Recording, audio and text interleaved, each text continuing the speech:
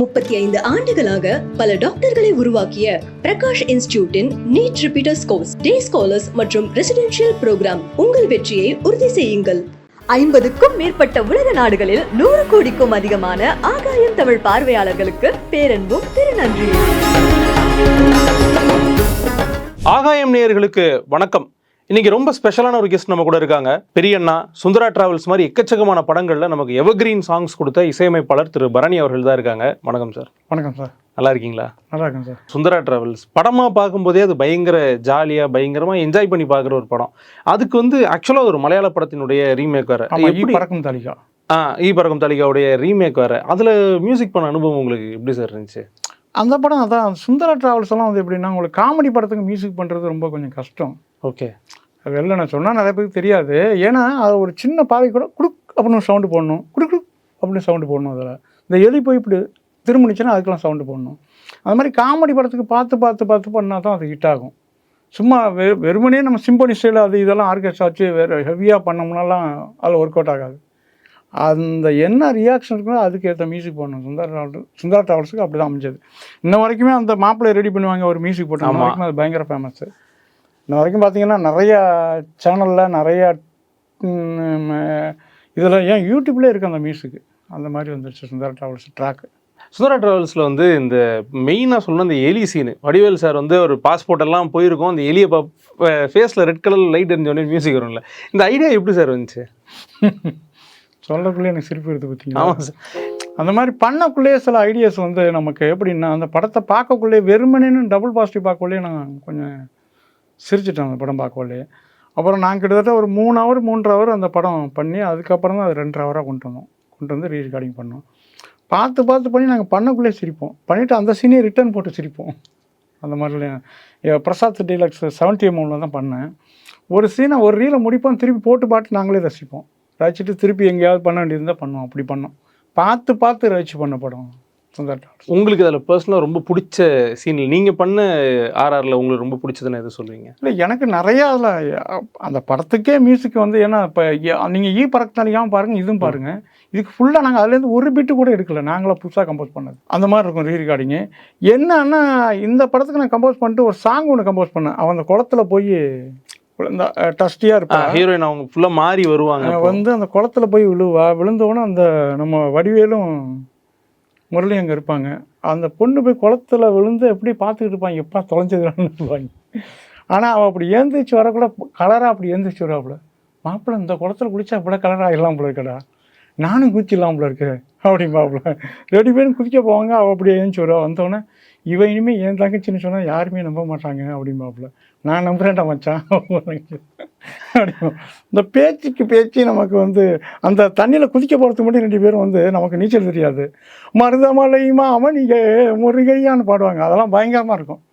ரொம்ப அளப்பறையாக இருக்கும் அந்த படம் பார்க்குறதுக்கு.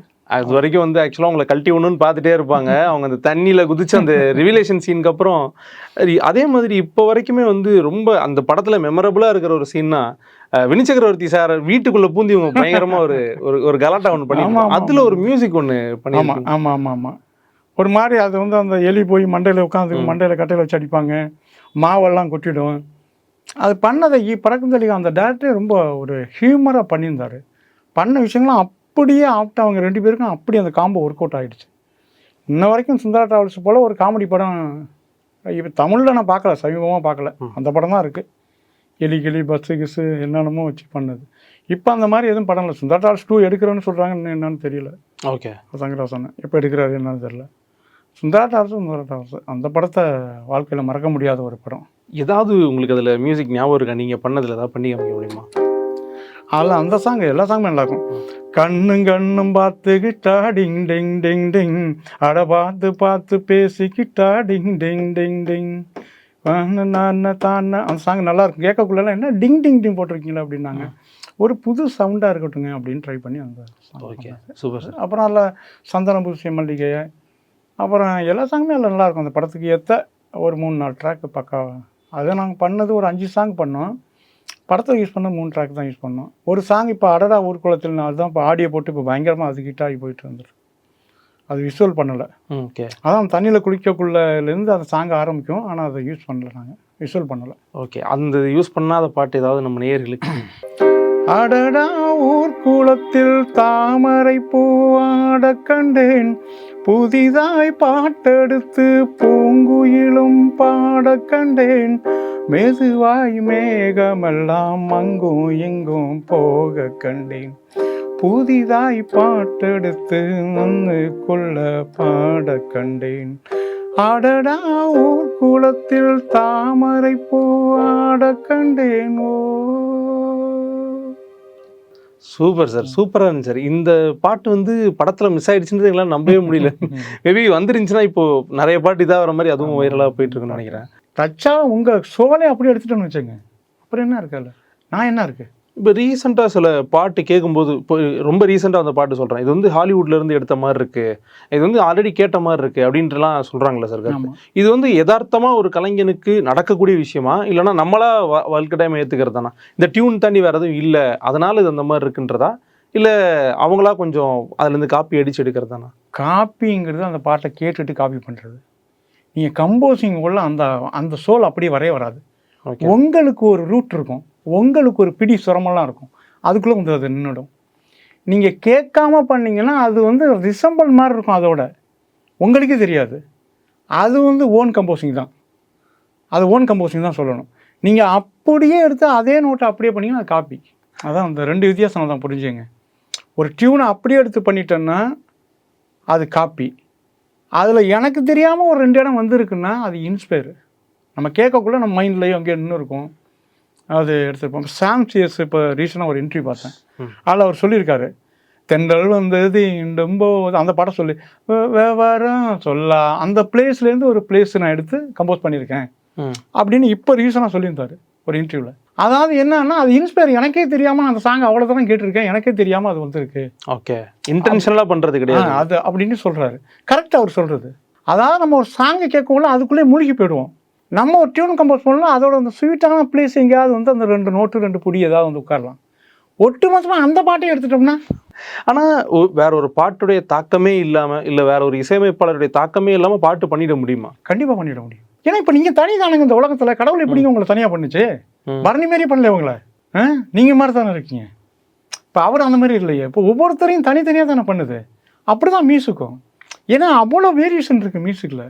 இந்த 7 நோட்ஸ் தான் இருக்க ஒழிஞ்சு இப்போ 244 லெட்டர்ஸ் தான் நம்ம தமிழ். இவ்வளோ கவிதை, இவ்வளோ இலக்கியங்கள், இவ்வளோ இப்படி வந்தது. மனிதனோட சிந்தனை, மியூசிக்ங்கிறது சிந்தனை தான். அது சிந்தனை பண்ண நமக்கு ஒரு விஷயம் கிடைக்கும். எல்லா மியூசிக்கிட்டுமே எப்படின்னா எல்லார்ட்டுமே உண்மையிலே ஒரு டியூன் இருக்குங்க. அவங்கள காப்பி அடிக்க வைக்கிறாங்களா இல்லை அவங்க அதுக்குள்ளே மாட்டிக்கிறாங்களா அப்படின்னு கூட தெரியல. சில சாங்கை கொடுத்து இந்த மாதிரி பண்ணி கொடுப்பாசுன்னு டாக்டர் சொல்லலாம்.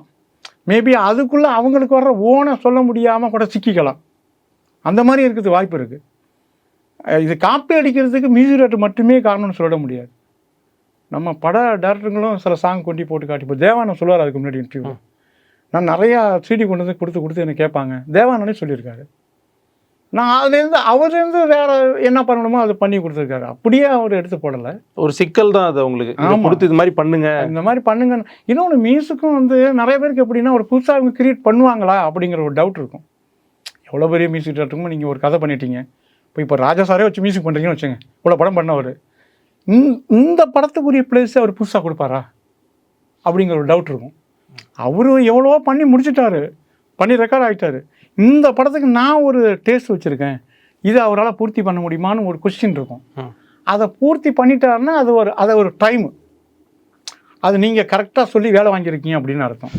அதை நீங்கள் அவர் கடத்தலைன்னா அவர் ஏதோ ஒன்று தருவார், அதை நீங்கள் வந்து ஃபில் பண்ணிட்டு போக வேண்டியது. அதில் டேரக்டரோட பங்கும் இருக்குது. ஆமாம், இல்லை மியூசிக்கில் மிகப்பெரிய பங்கு டேரக்டருக்கு இருக்குது. ஓகே, நிறைய பேர் அவங்க வந்து சில மியூசிக் டேரக்டர் அவங்களாவே நல்லா கம்போஸ் பண்ணுவாங்க, சில மியூசிக் டேரக்டர் சொல்லி தான் கம்போஸ் பண்ணுவாங்க.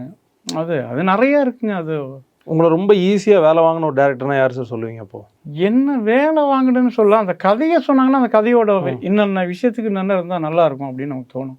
அப்படி தான் கம்போஸ் பண்ணுங்க. ரொம்ப வேலை வாங்கினதுன்னு அந்த மாதிரி பெரிய டாக்டர் என்கிட்ட வந்து ஒர்க் பண்ணல. இல்லை, ரொம்ப ஈஸியாக உங்களை வந்து ரொம்ப ஈஸியாக ஹேண்டில் பண்ணி உங்ககிட்ட இந்த ஒர்க் வாங்கிக்கிட்ட டேரக்டர்ஸ் ஏன் முரளிகிருஷ்ணா தான்.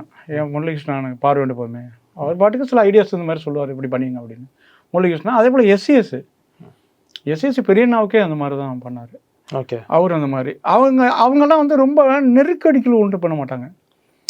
இந்த படத்துக்கு இந்த இடத்துக்கு அந்த மாதிரி ஒரு பாட்டு ஒன்று வச்சுருக்கேன், இதை எப்படி ஆரம்பித்தா நல்லாயிருக்கும், எப்படி பண்ணால் நல்லாயிருக்கும், அதை நீ பார்த்துக்க அப்படிவாங்க. ஒரு டியூனை நான் கம்போஸ் பண்ணி கொண்டு போட்டு காட்டுவாங்க அவங்களுக்கு. சார் இது இந்த பிளேஸுக்கு நல்லாயிருக்கும் சார் அப்படின்னு. அவங்களுக்கும் அதை யோசிச்சு பார்ப்பாங்க. அது கரெக்டான ஒரு ஃபிட்னஸ் தான் கம்போஸ் பண்ணி கொடுப்பேன். அது அவங்களுக்கு செட் ஆகிடும். சில நேரம் அது செட் ஆனால் 2வது டியூனும் கம்போஸ் பண்ணுவேன். அவங்களும் சாட்டிஸ்ஃபைட் ஆகணும். அவங்க ஏதோ ஒரு மீனிங் சொல்ல வர்றாங்கல்ல அவங்களுக்கு. இப்போ வந்து பழைய படத்தில் ஒரு சாங் ஒன்று இருக்குது, ரஜினி படத்தில் மனிதன் மனிதன் அப்படின்னு ஒரு பாட்டு ஒன்று இருக்குது, சந்திரபோஸ் சார் பண்ணது. அந்த சீக்கிரம் சொல்லி இந்த மாதிரி எவன்டா மனிதன் வாழும்போது அது வந்து ஃபோர்ஸாக பாட வேண்டிய பாட்டு. அதை கொண்டு நீங்கள் மெலோடியாக பண்ண முடியாது. மனிதன் மனிதன்லாம் பண்ண முடியாது. அது ஒரு ஃபோர்ஸு. நம்ம என்ன பண்ணோம், அச்சம் என்பது மடமேடான்னு ஒரு பழைய பாட்டு இருக்குது, எம்ஜிஆர் சாங்கு. அதை ஃபோர்ஸாக பாடணும். ஒரு பாட்டும் ஒரு ஸ்டைலு, ஒரு அந்த படத்துலேயே அந்த கதையில் அப்படி வரும். எங்கேயாவது டூயட் வந்தால் ஒரு மாதிரி பண்ணலாம். இப்போ எங்கேயாவது உண்மையிலே ஒரு பேத்தாட்டிக்கு ஒரு ஷேட் வருதுன்னா அதை நம்ம ஷேடாக தான் பண்ணணும். அங்கே போய் நம்ம போக்கு குத்த முடியாது. கதை என்ன கேட்குதோ அதுக்கேற்ற மியூசிக். ஒரு இங்கிலீஷ் மியூசிக் ஏதாவது நீங்கள் ரீசெண்டாக ரசித்தது எங்களுக்காக வாசிச்சு காமிக்க முடியும்? நிறைய இருக்குண்ணா, எவ்வளோ சாங். அந்த ஷோ மீ த மீனிங் நிறைய தடவை கேட்டிருக்கேன். அப்புறம் அந்த சாய்லெட் சாங் ரொம்ப ஓகே, அது மராட்டியில் நல்லா போன படம். அது மியூசிக் பேர் கூட எனக்கு தெரியாது, ஆனால் சாங் அவ்வளோ தான நான நான நான நான தான நான நான நான நான. அவர் யாருன்னு தெரியாது. ஆக்சுவலாக வந்து இந்த பாட்டை எல்லாருமே நிறைய பேர் கேட்டிருப்பாங்க, நானும் கேட்டிருக்கேன். ஆனால் மியூசிக் டைரக்டர் பேரோ இதுவோ இந்த கம்போசிங் நிற்குதுல்ல.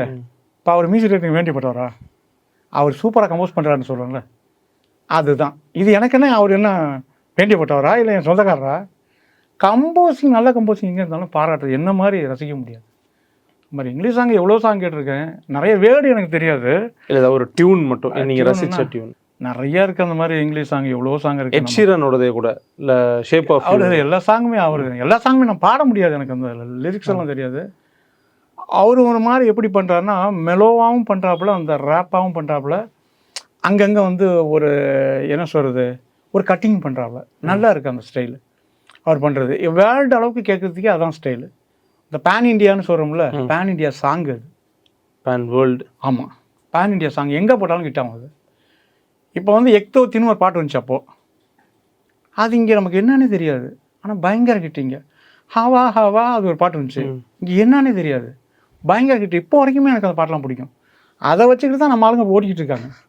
அந்த ஹவா ஹவா வந்துச்சு பாருங்கள், அதே சாயலில் தான் இப்போ வந்து இப்போ யுவன் ஒரு பாட்டு பண்ணல, ஏய் ஏ கப்பக்கல் அங்கே, அதை ஸ்லோ பண்ண மாதிரி இருக்கும். ஹவா ஹவா ஏ ஹவா அப்படி இருக்கிறது. அதே போல் தான் ஏதே தன்னானே அதான் அந்த பேட்டர்ன்லாம், அந்த பேட்டர்ன் அந்த ஹவா ஹவாவோட பேட்டர்ன் தான் இதெல்லாம். ஆனால் புதுசாக இருக்குது டியூனு வெவ்வேறையாக இருக்குது. அதை காப்பின்லாம் சொல்ல முடியும். அதோடைய ஒரு சின்ன தாக்கம் இதில் அது இருக்கலாம். நான் தான் சொல்லிட்டேன் உங்களுக்கு, சாங்குங்கிறதே வெரைட்டிஸ் 7 நோட்டு தானே சார். 7 நோட்டுக்குள்ளே தான் மாற்றி பண்ணணும். ஆனால் ஒரு தனி கலர் இருந்துச்சுன்னா அந்த சாங்கை இவங்க விஷயமாக கம்போஸ் பண்ணியிருக்காங்க. ரொம்ப பொறுமையாக அவ்வளோ நேரம் வந்து நிறைய கருத்துக்கள் பகிர்ந்துக்கிட்டதுக்கும் வாசிச்சு காமிச்சதுக்கு ரொம்ப நன்றி சார். நன்றி.